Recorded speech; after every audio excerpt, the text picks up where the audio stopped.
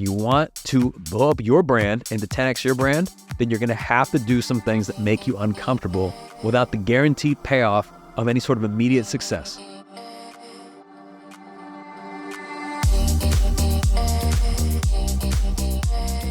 I'm Michael Mogill, founder and CEO of Crisp, the nation's #1 law firm growth company. I've built my business through practice, not theory. Crisp started with just $500 to my name and has grown to over 8 figures in revenue over the last few years, earning a spot on the Inc. 500 list of the fastest growing private companies in America. Our approach has been to take everything we've learned about generating massive growth within our own organization and help the country's most ambitious and committed law firm owners do the same for theirs. In each episode of this podcast, I sit down with innovative market leaders from the legal industry and beyond to learn from those who thrive in the face of adversity, challenge the status quo, and define what it means to be a true game changer. This is Jessica, Head of Coaching Strategy at Crisp, and today we're flipping the script for another special edition episode to get Michael's take on the crucial decisions that make it possible to 10x your revenue, the strategies that take a brand from unknown to best known, and the personal breakthrough that transformed his leadership and decision-making. How do you want to be remembered when this is over? And I thought about that, and once that question popped in my mind, I was like, well, I don't want to be seen as somebody that when things got hard, retreated. And instead, I said, look, if we're going to support all of our law firms, then we need to be leading from the front. That's coming up on the Game Changing Attorney podcast.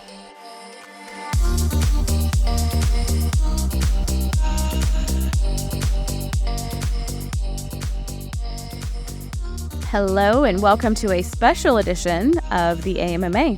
It is the 100th AMMA. It's it's amazing, these milestones that people come up with, and you just say, "Oh, I didn't know it was the 100th episode." I didn't know. The 100th AMMA. It feels like we just got started just yesterday doing AMMAs, which means that by the end of this AMMA, we have answered over 300 questions. What's the saying? If I knew now what I knew then. If I knew then what I know now. Yes. I wouldn't do it. Yes. And I could say that if we were talking about the AMMA and they say, look, we're going to answer 300 questions over the next few years, I probably would do it. It's been rewarding. The feedback we received, people seem to really enjoy these. So this is episode 100. I know we're going to do something different for this one. But I am very grateful to everyone who tunes in for these and gets value from these AMMAs, and we will, continue to do them so long as you guys continue to listen to them. So cheers to the next 100 AMMAs. But with that, Jessica, what is unique this time around? Yeah, so this one's a little different. We once did an episode that was really focused on scaling from a 7 and 8 and 9 figure firm. So we're kind of taking that lens, but we want to look at things from a 10x lens and say, hey, in these areas of the firm, what does it take to actually 10x? So that's what we're going to pick your brain on today. I'll start by saying like the whole notion of 10x or 10 times, however you say it, is just this idea of an exponential growth. So as opposed to something that's incremental, a 10 times impact is seen as exponential. And one of the things we stand for is transformational growth. Correct. Meaning that that growth is meaningful and significant to you. It's not just about growing by a little. It's what does it enable you to be able to do? And when you make these great leaps, like when you grow by 10 times, there's a fundamental change that just is, you can't work your way through it. It's not simply saying we're just going to work harder and we're going to grow by 10 times.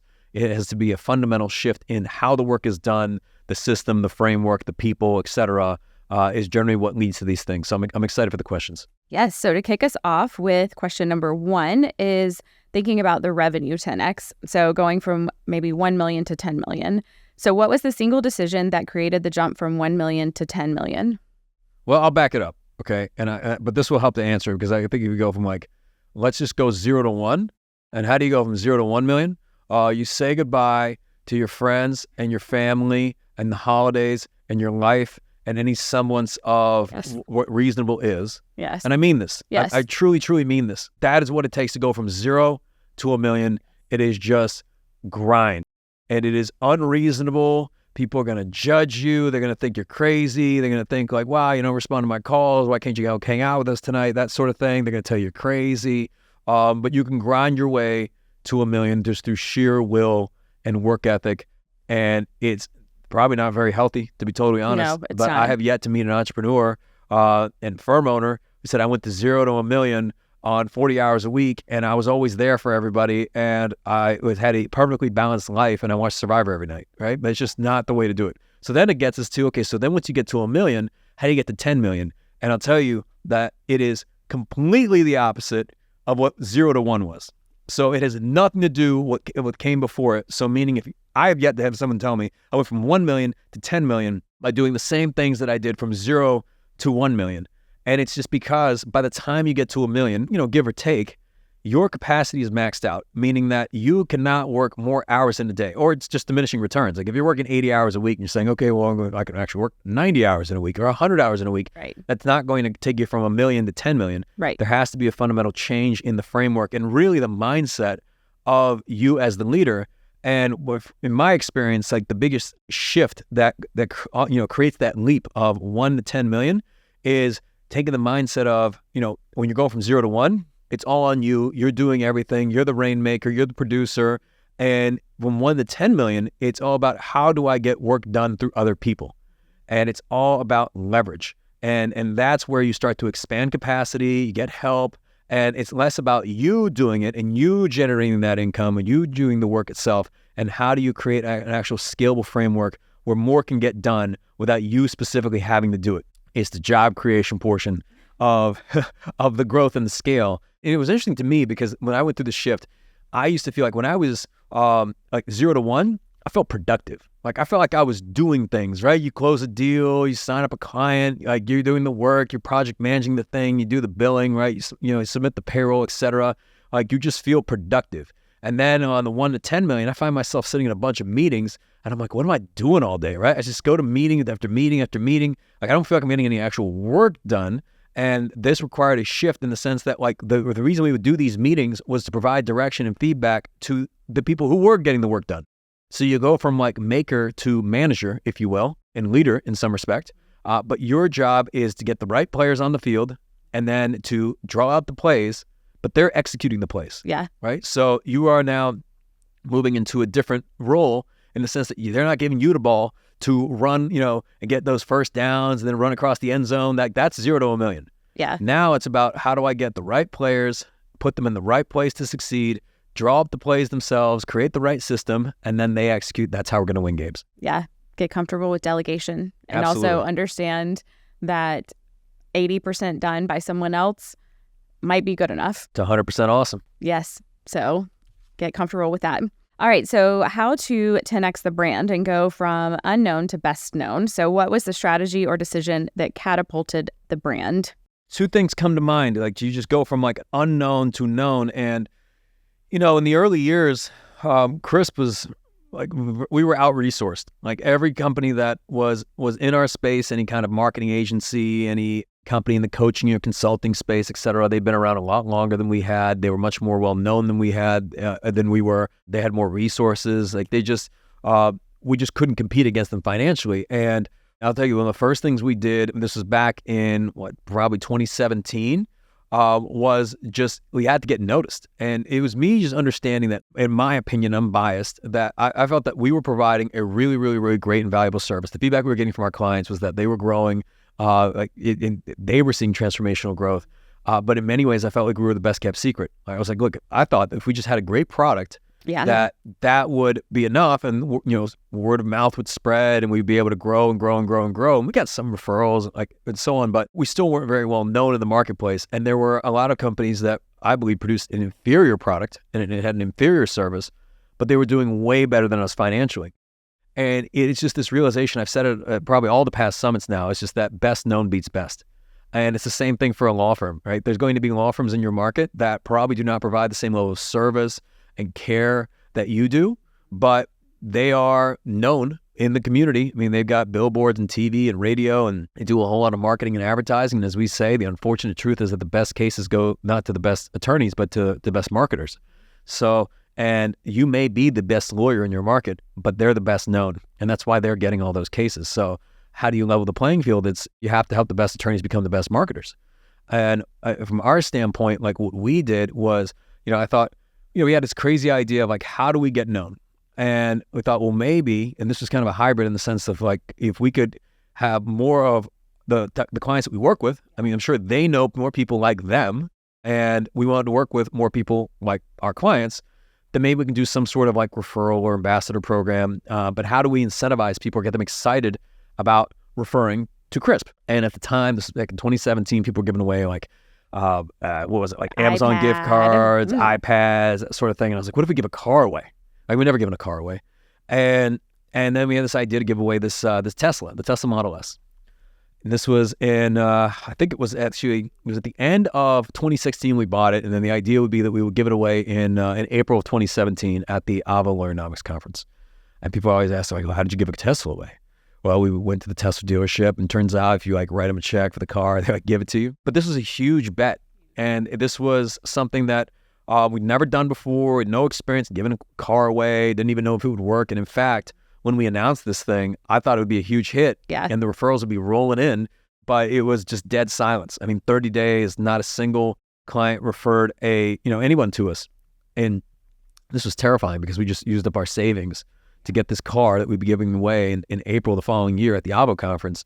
And what we learned was that this was so outlandish that people just didn't believe us. They were seeing like iPads being given away, and then you have a car, and they didn't think we were actually doing it. So we realized that we had to do a bit of education, created more content around it. Like, people had to really understand that, yes, this is a real thing. Yes. And then when we gave it away in April the following year, in 2017 at AVO, it was a huge success. And then we ended up doing it again the following year. And now I think this year this will be our 20th car giveaway. But it brought a lot of attention to Crisp because you may have known nothing about us, but word spread pretty quickly, and especially when we did some of the online advertising too, and they saw a car, this just got your attention. It had nothing to do with our service, it had nothing to do with our product, but it got people's attention. And then as they started to see this again and again and again and again, and it's interesting because I haven't seen other people do this, and I know exactly why, right? Because it requires courage. It's like a big risk to be able to do this because we bought the car, and then you have to figure out, how do we make this work, right? I can't return the car, right? It's not a lease. Right, I saw some people do leases, but no, this was like a car. I'm giving it to a client, right? I'm going to say like I got you a 2-year lease that you have to turn back in and then pay the tax. Like, no. So that was probably one thing in terms of going from like no brand to brand. And then the second big leap was back in 2022 when we were doing like our Game Changer Summit, like the conferences. And then we decided we were going bigger every year, and the venue's getting bigger and bigger and bigger. And then we had the idea of doing this in a Super Bowl stadium. Right, like I don't know that I've ever seen a legal conference in a football stadium, and we probably should have done like State Farm Arena before we did Mercedes-Benz Stadium, like do where the Hawks play before the Falcons play, where the Rolling Stones play. But we signed on for it, and that was having 5,000 lawyers in there in 2022. Like, that was the thing. I will say that really blew up the brand, and we're still feeling it now, even years later. Because you could have hated my guts, and you could have like just felt whatever you felt about Crisp and et cetera. You could be a competitor, you could be whoever, it doesn't matter. But you had to respect the courage that was required to pull that off. Yes. And that's where, like, I mean, I'll still meet people today. Like, we were traveling, we were talking about the trip to New York. Like, I'll still come across people, and they're like, "Oh yeah, you guys did that legal conference in the football stadium." Yes. That's the thing they remember, not like, "Oh, we've helped this many firms." And, no. They're like, "Oh, this is the crazy thing. You've done the moon landing, right? Oh, okay, yeah." Yes. So I would say that the parallel between these two things, and there's been others obviously, is really, if you go from no brand to brand, like the 10x there, it really comes down to courage. And this courage it sounds cute, it might sound silly to you. You've heard me talk about it before. But it's just this unwavering belief, right? It's being terrified the whole way through. Like, I was terrified for the first car giveaway. I was terrified. Twitching. Yeah, I mean, I was terrified for Mercedes-Benz Stadium. I mean, it took years off our life. Yes. Right? Yes. Because you have to pay up front for all these things. And you have no guarantee of an outcome of success. But that's why, like, you place these bets, and then you figure it out, right? You do the work that's necessary to figure it out. And then you can ultimately, when it's successful, you reap the rewards from it.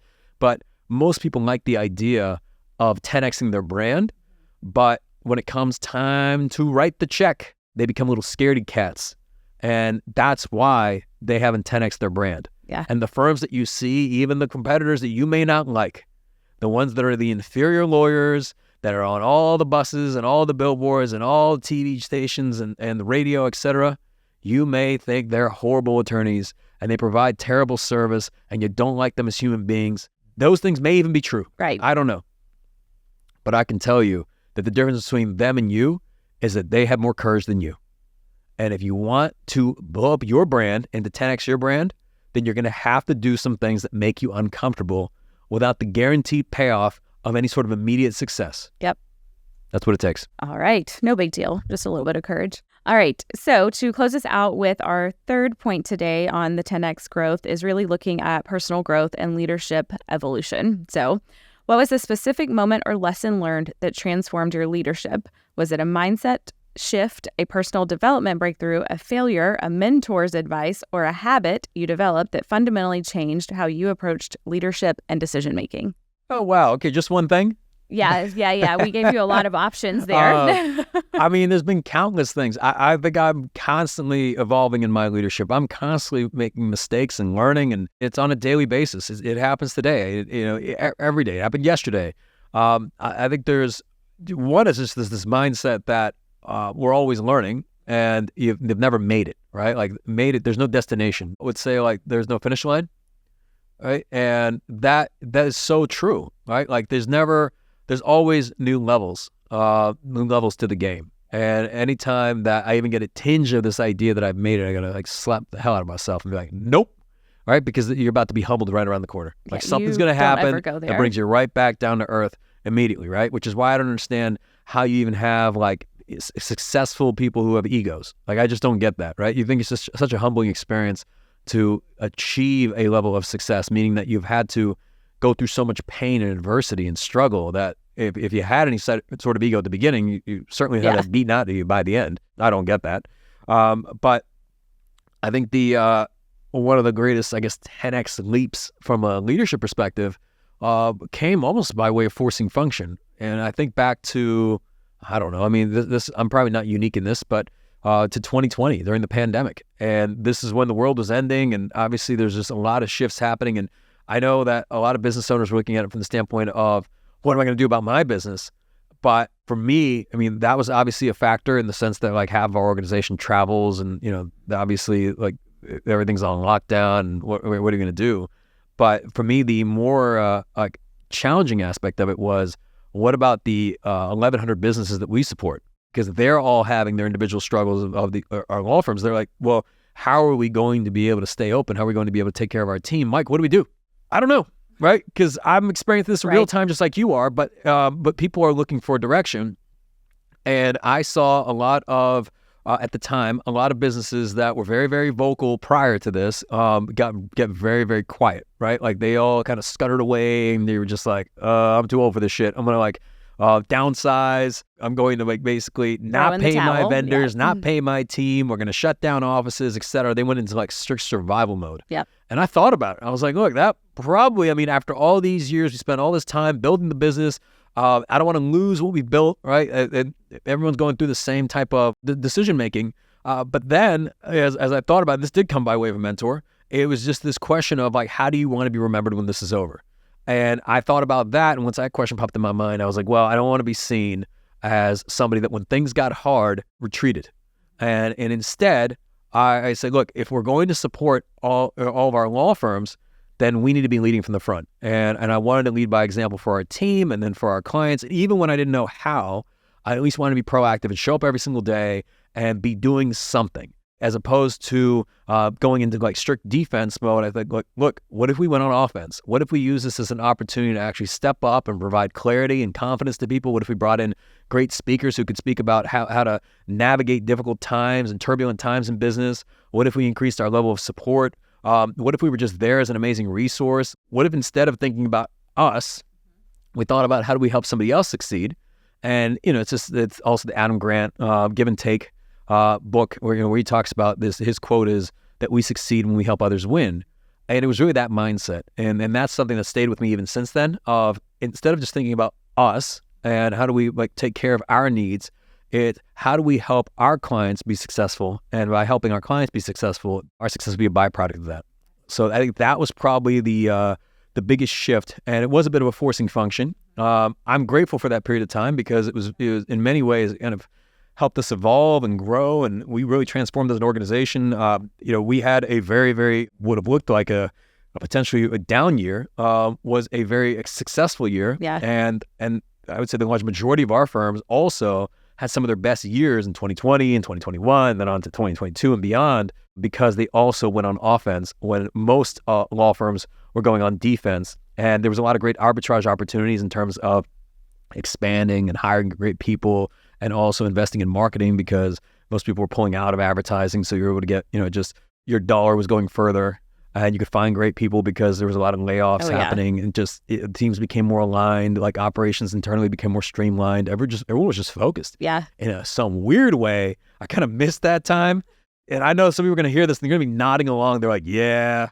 I mean, like, I don't love the COVID stuff. Don't get me wrong, like that part, but focus. But the level of focus and the level of community, and just like that was a really special time that showed a lot of like humanity in people. So I'd say that was a very formative period of time. Yeah, absolutely. All right. Well, I hope everyone enjoyed this special little 10X episode, and we will see you next time. Well, we just did 100. Now we're going to 10X it. We're going to do 1,000. So on to the next 900 episodes. Yes. See you next time. See you. You've been listening to the Game Changing Attorney podcast with Michael Mogill. If you found this episode valuable, here are 3 free ways that we can help you grow your law firm. Number 1, download the first chapter of Michael's book absolutely free at gamechangingattorney.com. Number 2, you can shoot Michael a text at 404-531-7691 and ask him any question you'd like. You might just hear the answer on the next episode. And finally, number 3, if you can leave this podcast a 5-star review, it will help us gain access to more influential thought leaders and bring their lessons learned here to you. For more information on this episode, see the show notes in your podcast app or visit legalpodcast.com.